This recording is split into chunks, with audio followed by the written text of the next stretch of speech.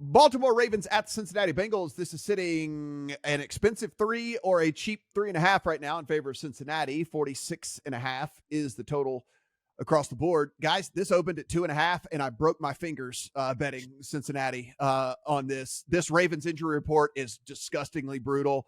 The back home for Cincinnati, in there's not going to be weather. There's not going to be any of that stuff. Joe Burrow and them are going to go nuclear in this game. Like, it is going to be absurd. No Marlon Humphrey, no Ronnie Stanley, no Tyler Lindenbaum, no Marcus Williams. Mark Andrews still limited, so he hadn't even gotten in a full practice yet for this team. Dude, I know we say this about the Ravens every year, and of course they lose Dobbins for the season. We say this every year. It's like a mash unit. If they can only stay healthy, yada, yada, yada. It's already happening in week 1. I know it's such a tired narrative about this Ravens team. It's already happening here in week 1 with all this. And Adam, I mean, seriously, like, I sprained my thumb betting the Bengals at 2.5 as fast as I could. I would still bet it at 3, even the expensive 3. I would still bet it at 3. I think Cincinnati wins this thing like going away. All right, so you and I are going to play a little give and go here. I'm going to give it to you, and you're going to give it right back to me after I give this to you. But you, sir, you know Joseph Burrow as well as anyone knows Joseph Burrow. Tell me what you think happened last week in a week when Cincinnati had 6 first downs, because this is going to inform part of how I feel about this game.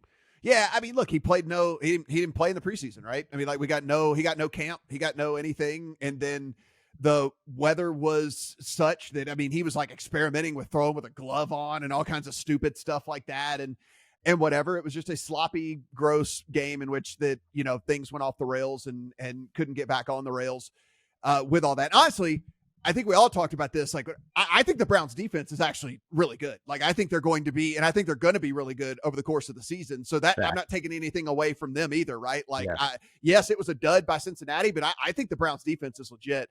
Certainly a better version than what the Ravens are going to trot out without Humphrey and without Marcus Williams out there. And that's kind of the point that I was hoping to get to with this, is that good offense is stable and repeatable.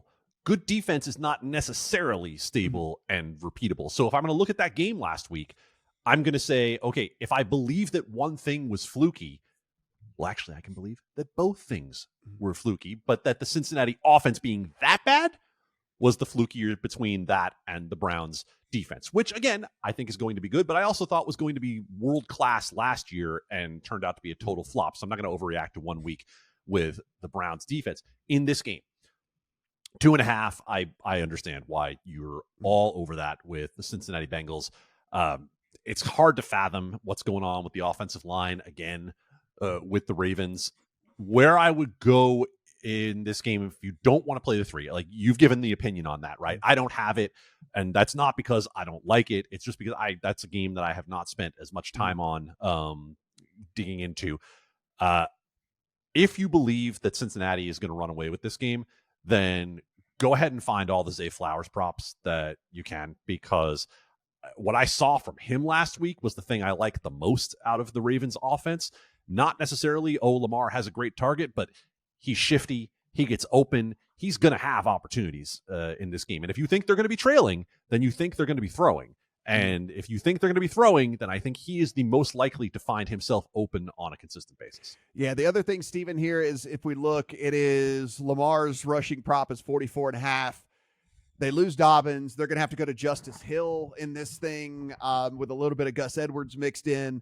If the Ravens are going to have any success, you have to think that Lamar's going to have to pick up a little bit of the slack, right? Actually running the ball and trying to move the Theory chains, of rational like coaching. So, yeah, I mean, exactly. Yeah, who knows how it's actually going to turn out? But I mean, you would think that he's going to have to pick up some of the slack there in all that. I think that's pretty low. Honestly, I think it's pretty low, even if I think Cincinnati's going to run away with it, because as we know, if Cincinnati gets up 14-17 in this game, you drop back in coverage, you're playing soft, and what does a guy like Lamar do? He looks around and he sees a 8-yard running lane and he's gone. Right? I mean, like, he's going to take that every single time, and so I kind of like it from a couple of different angles here, but that's at least one thing from the Baltimore side that you could maybe get in on if you want to have some Raven shares. despite the win last week, I'm downgrading the Ravens offense. I do not have confidence in this unit at this point. And for all of the ink that this new offense got with Todd Monken, I think it was a big assumption that it would just work right away out of the gates, especially with the quarterback not playing in the preseason. I mean, look how good Trevor Lawrence looks right now with Doug Peterson, but don't forget it took him half a year before he was putting up elite EPA numbers in a new offense. So I think this is going to take time with Lamar Jackson and Todd Monken. And in week one, very underwhelming, 4.6 yards per play, took 4 sacks, fumbled twice, lost one, and threw a pick. And 17th in EPA, likely depressed because he only had 5 air yards per attempt. I mean, everything was short. So lost in the Cincinnati debacle offensively last week was also that their D actually played pretty admirably, even though they were on the field for 72 plays. They allowed less than 5 yards per play. They got to Watson 3 times for sacks, and they held him to less than 6 yards per attempt for a QBR of only 63. So still love the Cincinnati defense. And we have a huge sample size that this Bengals offense is elite, except for whatever reason when they played Cleveland. I mean, it's been like 5 games now for Burrow against Cleveland. So yeah, I'm with you. I still live in a state where it's not legal for 2 more weeks, so I got to go across the bridge once or twice. I didn't get the 2.5, but I did get the 3, and I was fine with that.